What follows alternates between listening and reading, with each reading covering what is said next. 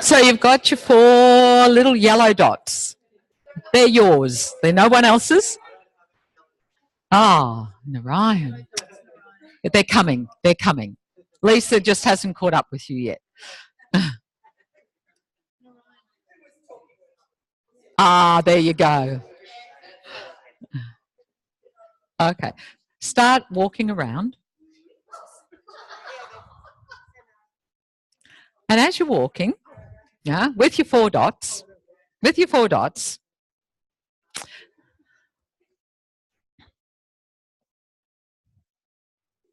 think about if you, just as you're walking, and slow down a little bit and feel whenever I take a step with 1 foot, where would the dot be that my next foot would land?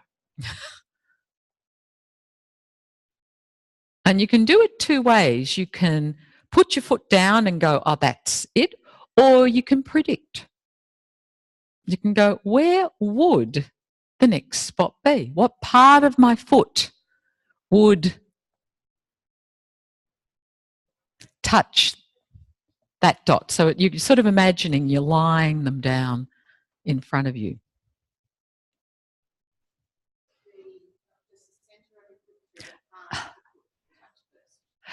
Any part of your foot, as long as you know. And then you can get very specific if you want to, Julie. Absolutely fine. So it could absolutely be, as Julie said, you might go, oh, it's where my heel's going to touch or the front of my foot.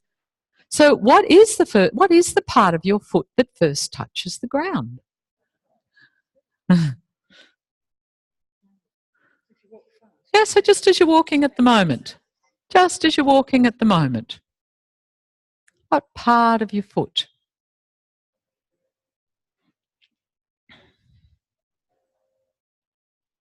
So so how much of your foot do you use as you're walking at the moment?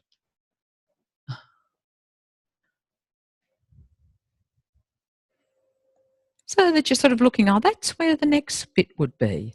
That's where the next point would be. And notice, do you sort of swing over it and go down onto it?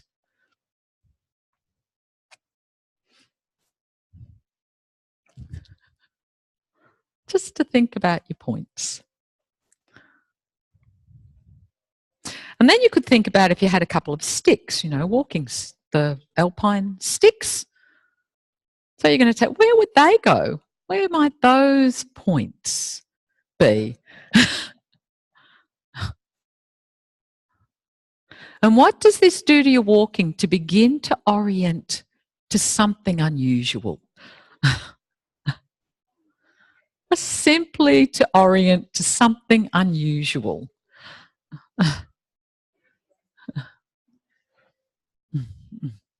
And yet, you know, there's many older people and this is where they live their life, looking at where their feet are going to go.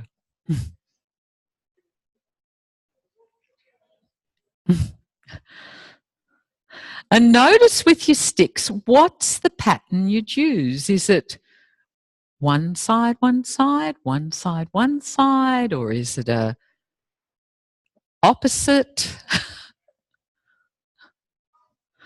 Because one of the things I really love, you know, when you're getting people at the end of a lesson and asking them, and all of a sudden it's like I'm thinking about what I'm doing and their walking completely breaks down. Can't walk. So if you think of the speed, would you still know where, if you speed up just a little, would you still know where those points are going to be on the ground?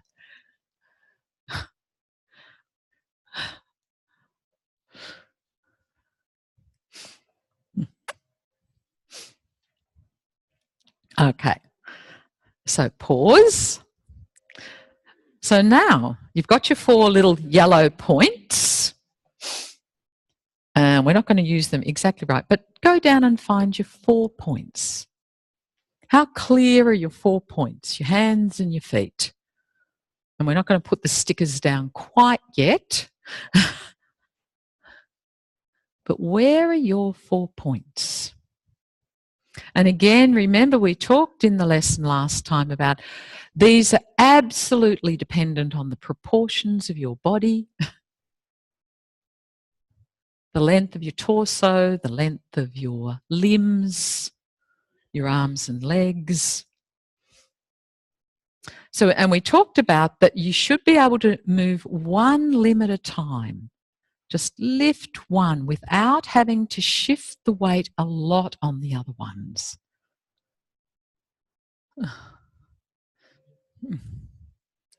So you're just finding for you, where would my 4 points be where it's just as easy to lift my right hand as it is my left hand, my right foot as it is my left foot.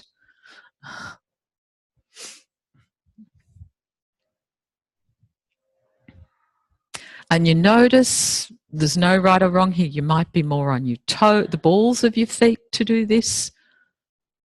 And your hands, doesn't matter, wherever your foot could lift up behind you, it could lift in front of you, doesn't matter. Your arm, just that you can find your 4 points. Okay, so once you've found them, put your stickers down. So you've got to remember where you are in the room. One under each hand, one under each foot, where your 4 points are.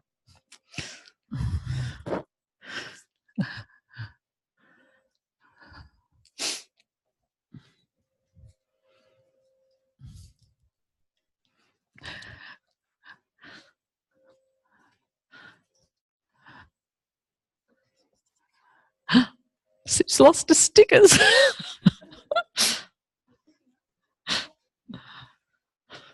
It's like we were out last night, and we were talking about Tim Winton books, and I couldn't remember the name. What is it? What's the name of his kids' book about the bum thief? Is it just called The Bum Thief?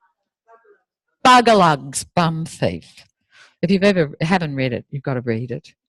How do you cope when you don't have a bum? Because this thief goes and pinches your bum. It's brilliant. Okay, have a walk around. Notice where your 4 points are, and remember where they are. You've got to keep coming back to them now.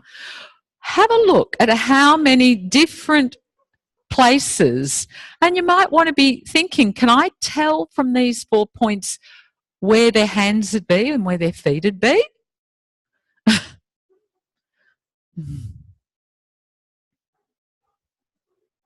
Can I tell something about the orientation they might be in from these 4 points?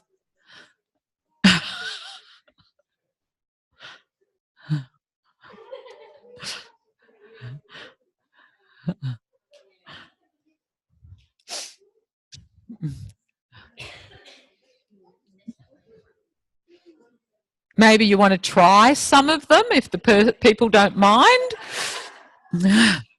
You might want to try being some of these and see why they're not your personal 4 points.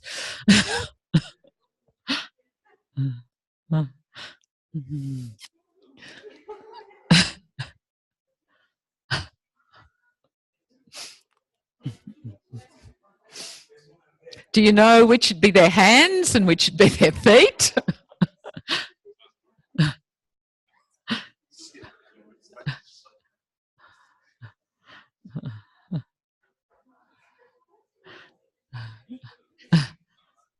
Which are their hands and which are their feet? Yeah.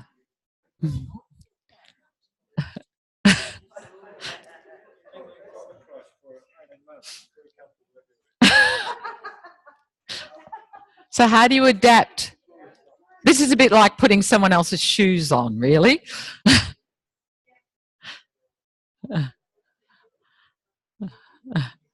How do you adapt to someone else's points?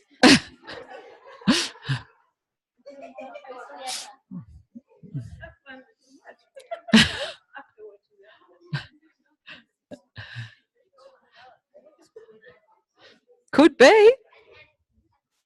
Yeah.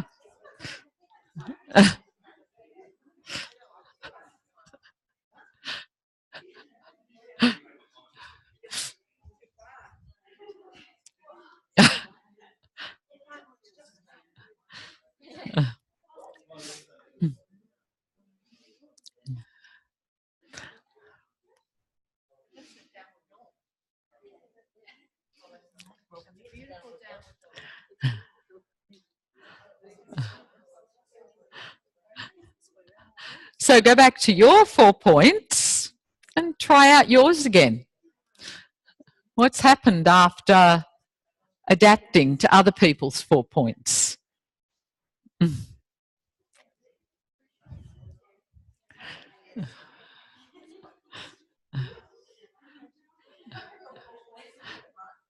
So do you still like where your 4 points are?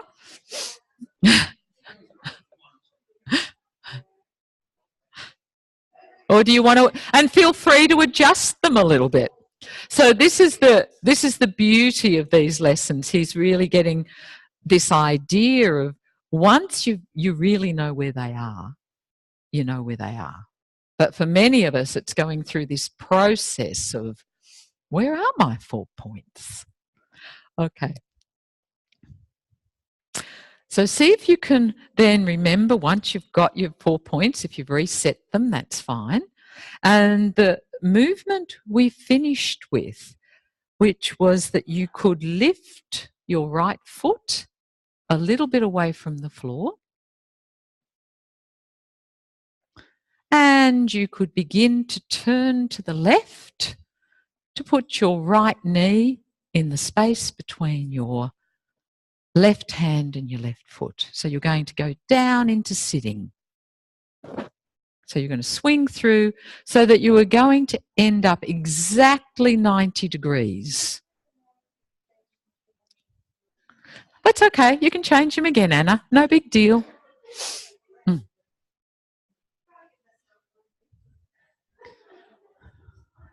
So how do you do it? How from this position? And remember, we talked about that you must lift your foot to do this. You must lift your right foot. And we talked a little bit about, do you drop the foot down or can you lift the foot up? Do you lift your leg up in the air?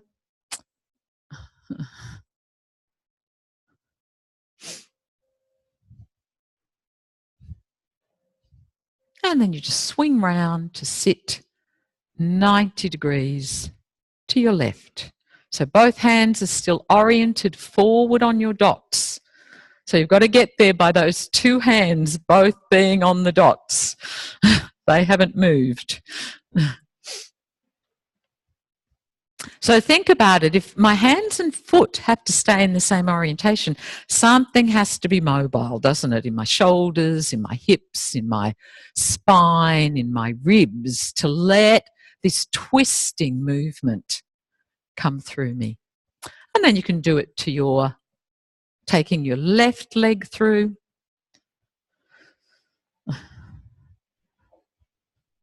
So you're finding this point where you're sitting down now to the oriented exactly 90 degrees, exactly 90 degrees from where you ended up. So is your head looking exactly 90 degrees? No, because it's still facing forward. So where are you facing? Yeah, 90 degrees. Yeah? So your head has turned 90 degrees exactly from the front. So how do you organize? And you go back again. And how does your foot find that point again? How clear are you in finding that point for your foot to go back to again?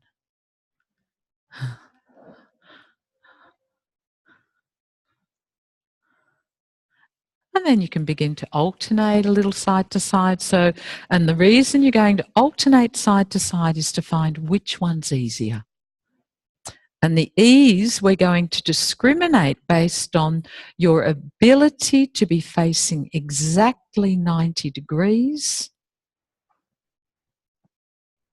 from where you started and your ability to return your foot to the 4 points. So just see which one, which side's easier.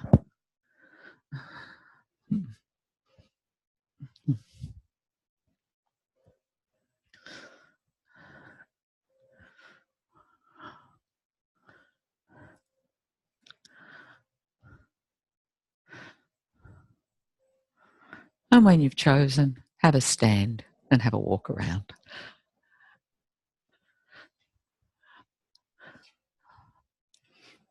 So what is it to be able to twist ourselves 90 degrees like that? Where do we really have to be able to? Well, everywhere. But everywhere has to be able to do its little bit. So what do you feel is different in your walking at the moment?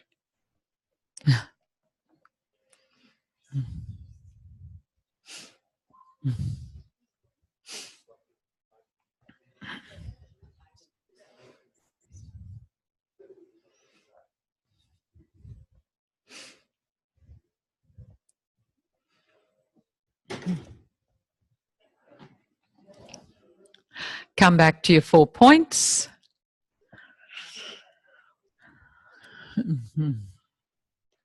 And you've already made a choice about which side is easier. So whichever side's easier is the side that we're now going to pay a little bit more attention to.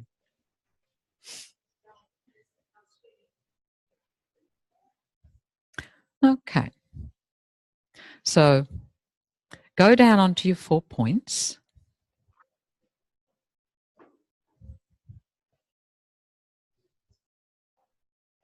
And you're thinking of going to your easiest side and think where your head's going to end up. Where are your eyes going to be looking?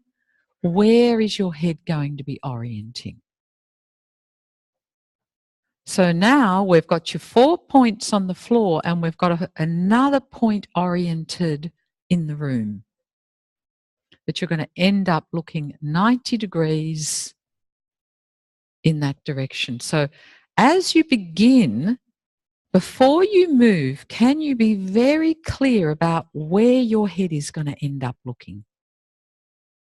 That you know where you're going. There's many ways to get there, but you know where you're going. And see, does that make a difference to how you turn? Does it change anything? By you being really clear about where you're going to end up orienting. So this is a little bit the same as the lesson we did earlier about whether your head was leading the movement or whether your pelvis was leading the movement.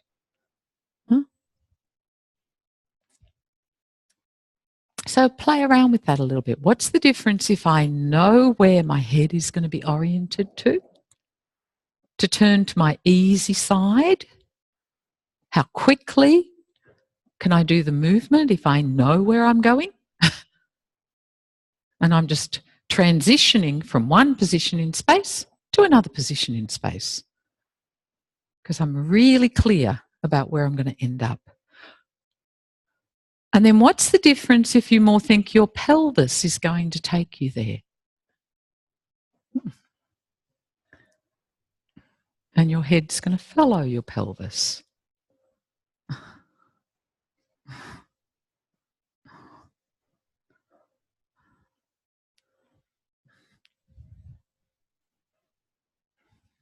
And again, it's the same when you're coming back. Is there a difference in you know where you're going to be looking when you get back, where your head is going to be oriented to? Does that make a difference how you return to your 4 points compared to if you're thinking of your pelvis doing the movement? Beautiful, Karen.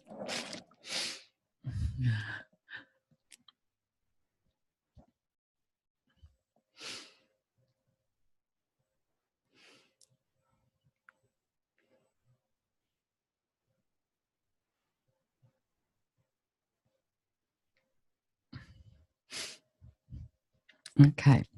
So it's obviously a very hot day when Feldenkrais is teaching this lesson. It's not in Amherst. It's in Alexander Yanai. So he thinks, oh, it's really hot, really hot. So let's imagine what we're doing. He uses this a lot in Amherst. It was really, really hot in Amherst. So he got them to imagine a lot. So what does it mean? He says, you've got to imagine this. Guess what the number is? How many times do you think he's going to ask you to imagine this? 20 to 25 times. Huh? So he's asking you now to imagine doing this, and you can do it any position you like, to go to this easy side. So what do you do when you ask to imagine?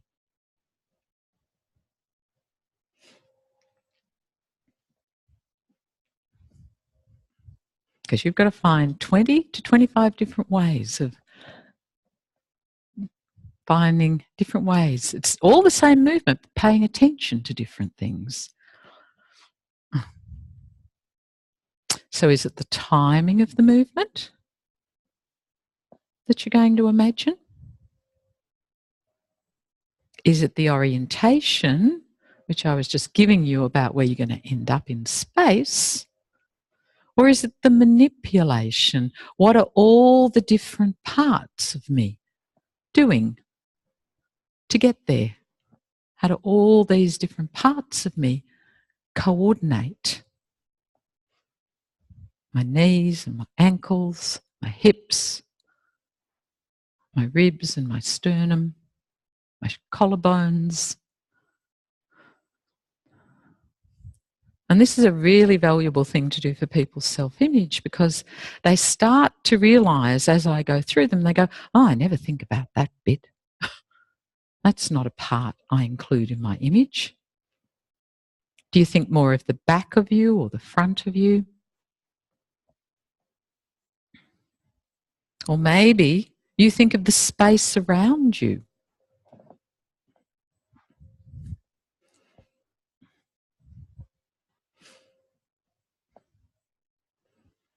So how do you really sense this on yourself?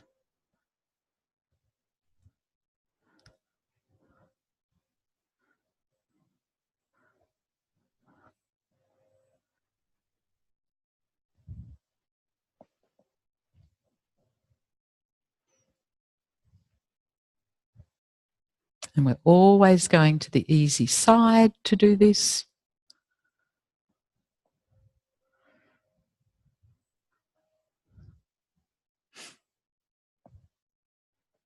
And again, Feldenkrais would only get you to imagine, he might get you to imagine on the other side, but only in terms of what you've learnt on the other, on one side.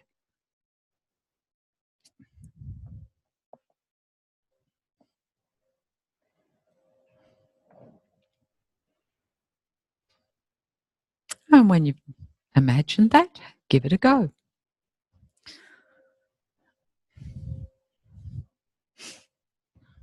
Find your 4 points.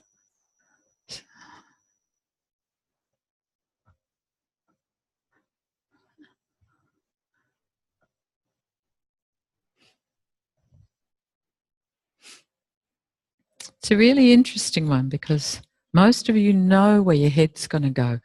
Would you know if I asked you where your shoulders were oriented when you got down there?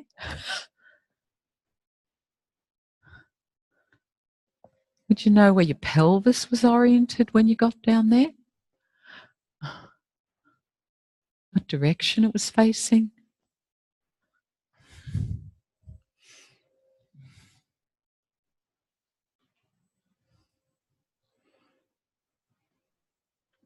This is when we know that we've really learnt something, when we've got such a full, complete image in timing, orientation, and manipulation.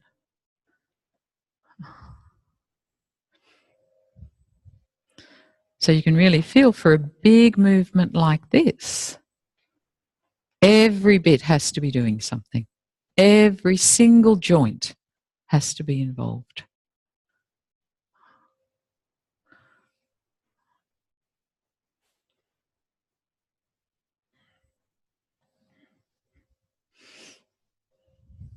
Have a rest on your back. Just find somewhere on the floor, have a rest.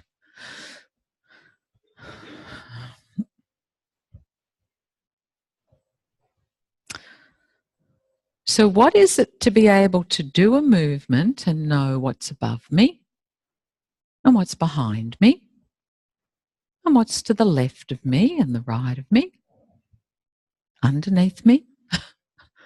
This 3D dimensionality. How am I changing my internal shape so that I'm oriented to myself and the space around me?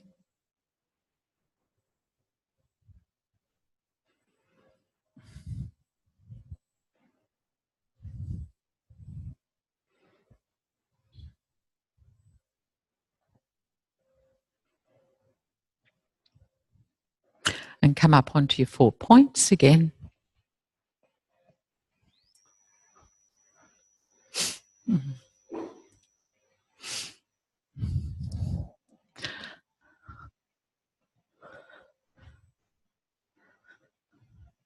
And could you now do the same thing to the other side?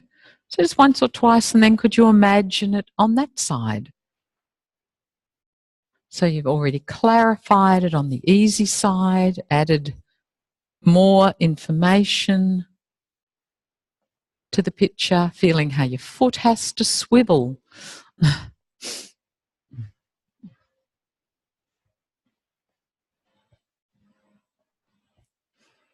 Your wrists have to be adaptable, your elbows, your shoulders.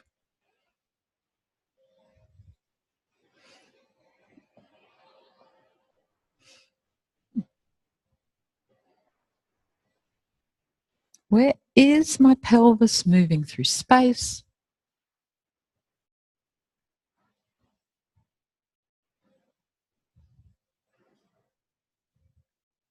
Where does my head, how far does my head move through space? To get from here to 90 degrees over here.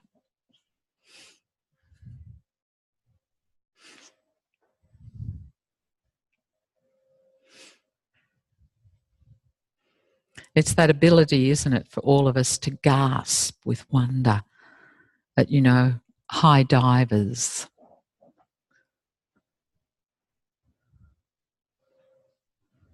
When they've got no ground and they can still stay oriented. No ground at all to tell them where they are.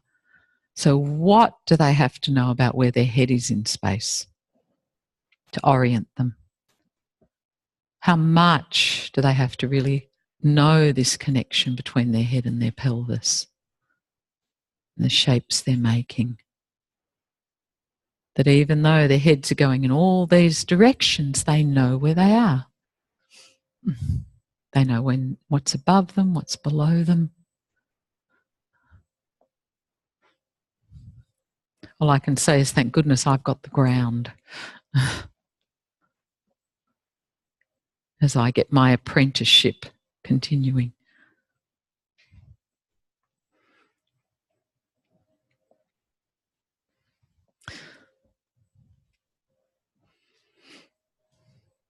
So is it getting a little clearer as you refine this, using anything you can about returning to your 4 points?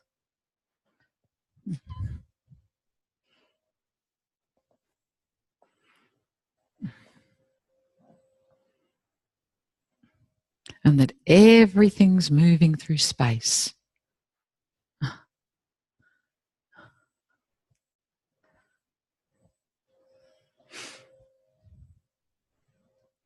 Okay. So next time you sit down, you know which side you want to sit, whichever's more comfortable.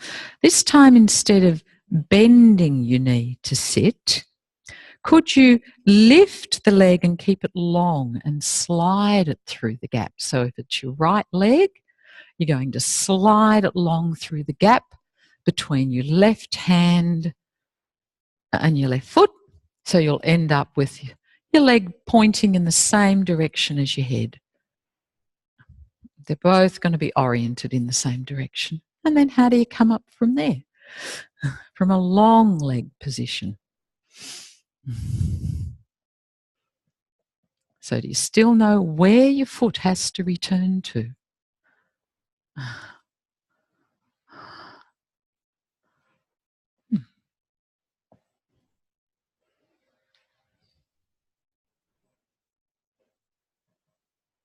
And then do you have to bend your knee to take you back?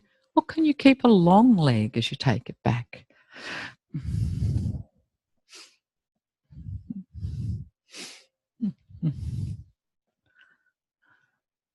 And again, doesn't matter which you do, it's simply an inquiry.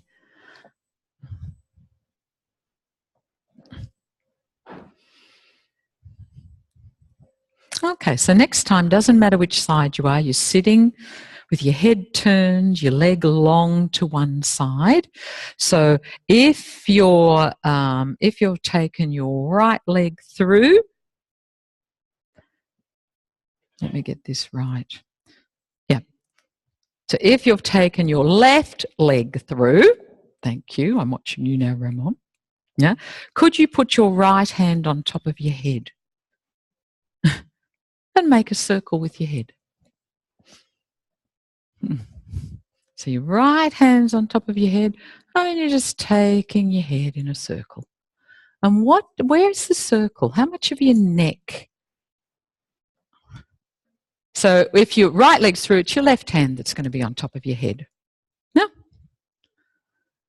And you're making a circle with your head.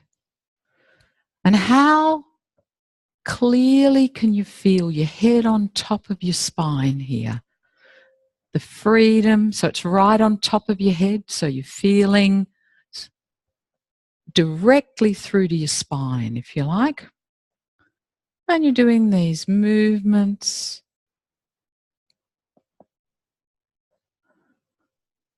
Notice how big do you make your circle?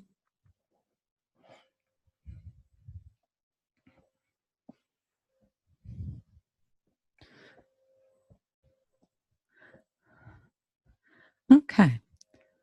And then go back to your 4 points. You're still going to go in the same direction, but this time don't let your bottom sit on the ground. So you swing through again with your long leg, but don't sit. So your weight's now on your opposite hand and foot. And the other hand can still go to your head and make a circle with your head.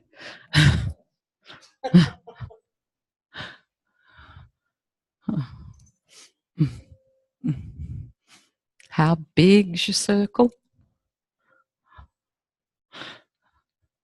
And again, feel free to be sitting on your bottom if that helps.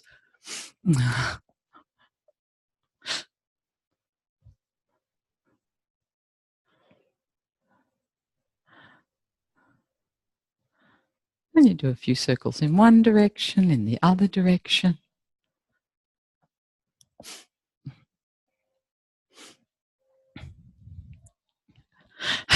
Have a rest on your back, Sue.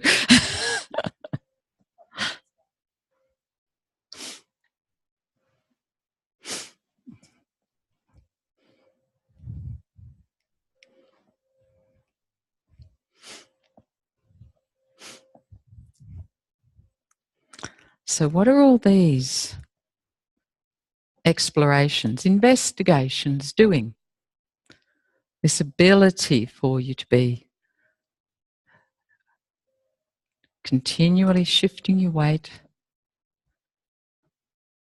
very non-habitual positions, still finding that your head can be free.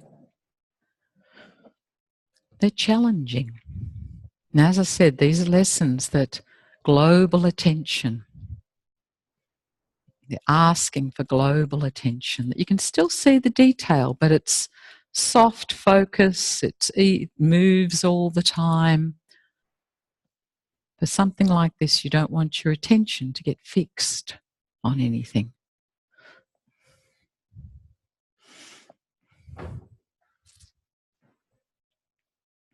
When you're ready, come back and try the other side.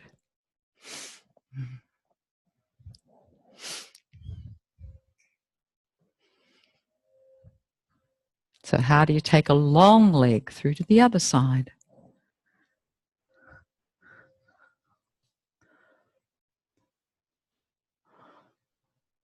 Again, what's the space you need that you can go back to your 4 points?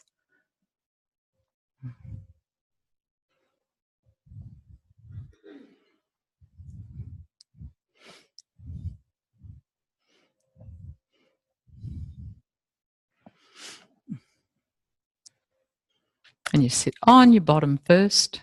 You let it sit on the ground. You make your circles.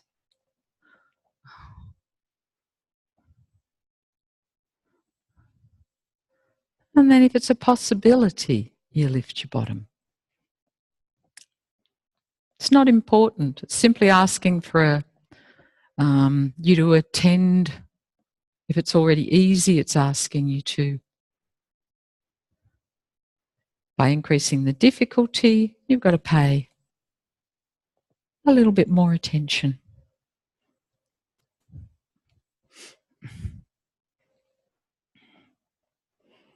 Increasing the challenge.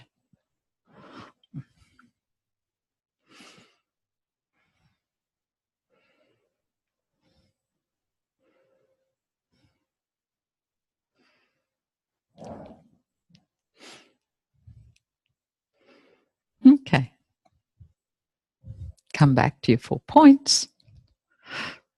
Where are they? And simply swing one long leg through and come back and swing the other long leg through.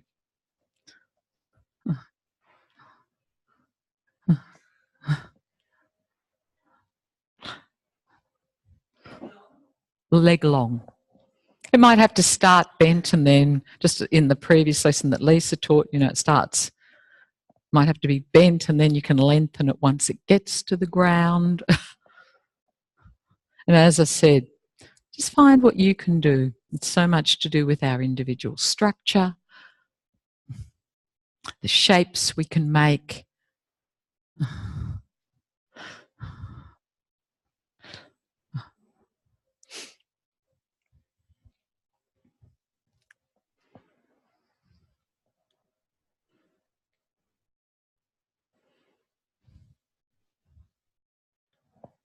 Have a walk around.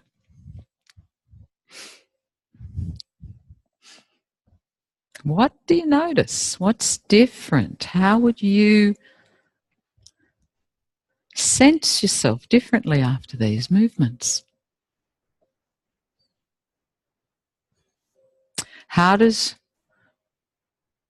if you were going to, again, if you just not look with your eyes, but move your head to take your eyes somewhere, how much of you is ready to follow? If you're going to look up, take your head to look up to the right, or take your head to look down to the left, to get this feeling of what changes in my organisation if my head is leading the movement rather than my eyes.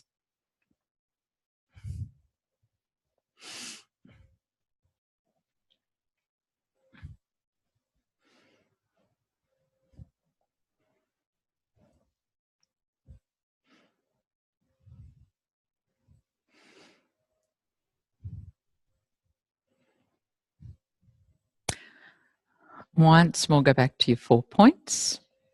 And just see, how is it now to lift one foot, lift one hand?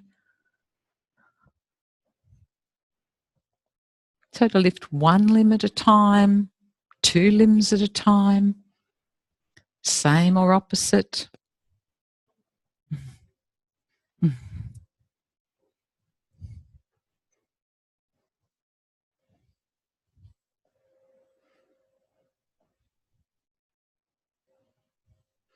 Maybe some of you learnt from that thing we did this morning that maybe your hamstrings don't have to be so tight in this position.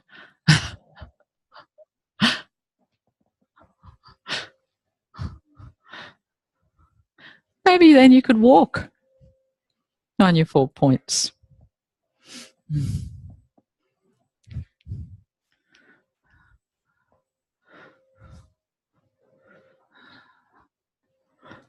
What's the easiest way to walk?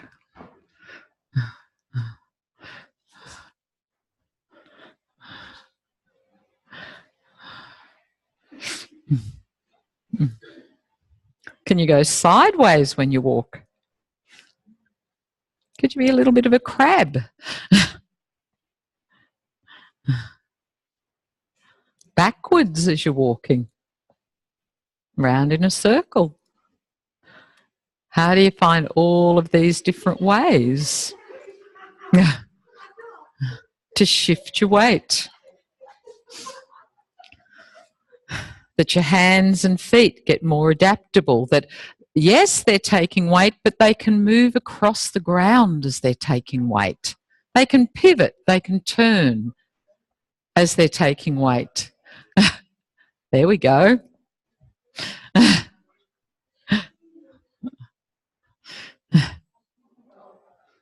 You could do a Philippa if you feel like it.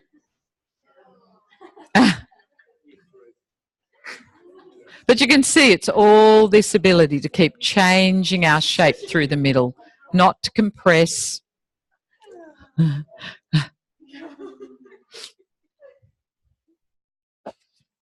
So what would this be good for, doing this movement?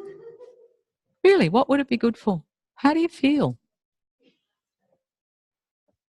When might this be useful, this feeling? He's being very functional, getting under the house. Yeah, absolutely. Capoeira. Yeah. Martial art. Or performance art as well. I've seen it done as both. No? But that ability to just keep moving and shifting my weight from... So what's that got to do? Do you want to do it a little bit, Sylvia?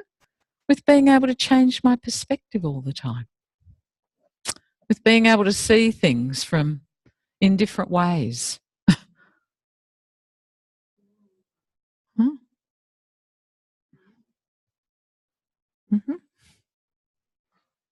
And then, Philippa, if you do your movement.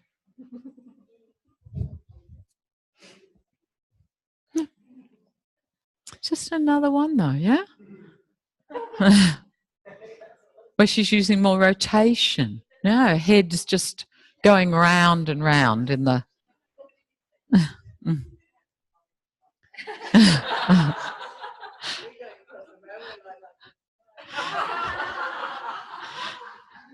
So, just before we finish, where's my little quote? Okay. So I thought I'd read this out to you just after we've done that from so many perspectives. This is just a quote from a book by Alan J. Langer, who wrote a book called The Power of Mindful Learning, which it's a beautiful book. And she's talking about that ability when we're learning to stay present, to be open to new possibilities. Anyway, she does this really beautiful thing where she's talking about children, a normal population of grade school students aged 9 to 12 who attended a traditional private school in Massachusetts. I'm not sure what that's meant to mean, but obviously it means something if you live in America, in Massachusetts, was shown a poster of a character walking along a path. 14 landmarks such as the Leaning Tower of Pisa, the Eiffel Tower and the pyramids were pictured.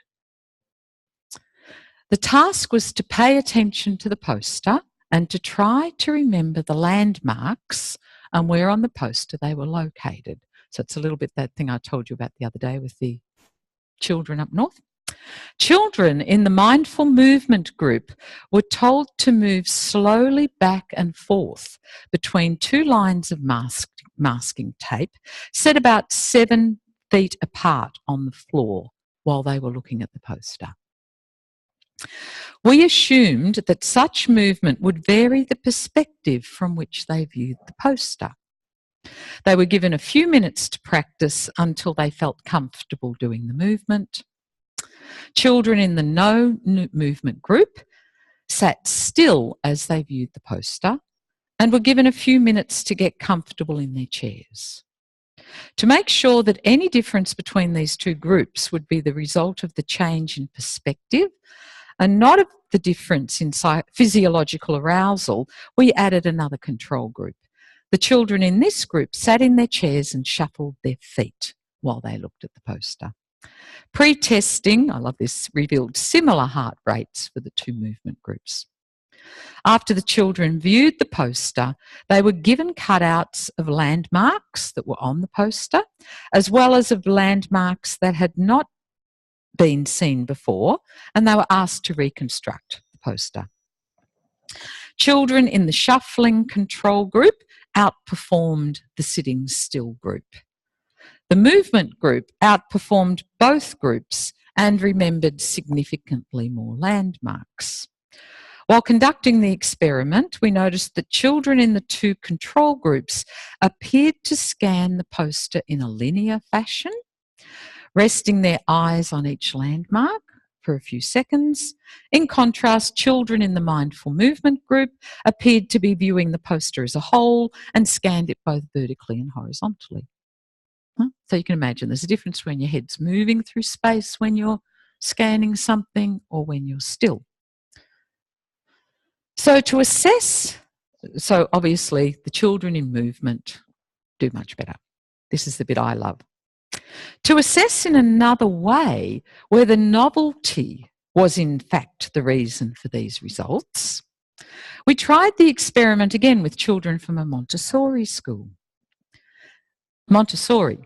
So at the school, at Montessori school, continuous movement was not only allowed, but was even expected of children. We created the same three groups, but now our hypothesis was reversed. We expected the best memory performance to be in the now novel sit still group and the worst to be in the walking group. Our hypothesis was confirmed. So just to remember, we can get a little bit stuck that it always has to be this, but it's out of our habit that allows us to see things from a new perspective, that allows us to make more connections.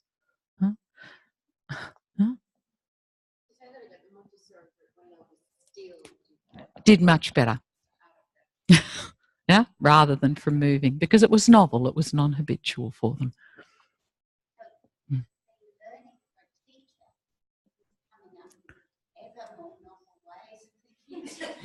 Well, I think you could say as Feldenkrais practitioners, we've got a few novel ways of engaging people in movement and paying attention and learning. But it's also to get us to know that we all have our preferences, whether we like really little movements, you know, where we can really pay this internal attention to ourselves and track everything. But it's just as important to do these great big movements, even though we mightn't enjoy them as much. You know, they're a little bit out of our comfort zone, but they demand something of our attention differently. They demand us to organise something different to what we normally do. So I'm going to leave you with that thought for the day, and we'll see you in the morning.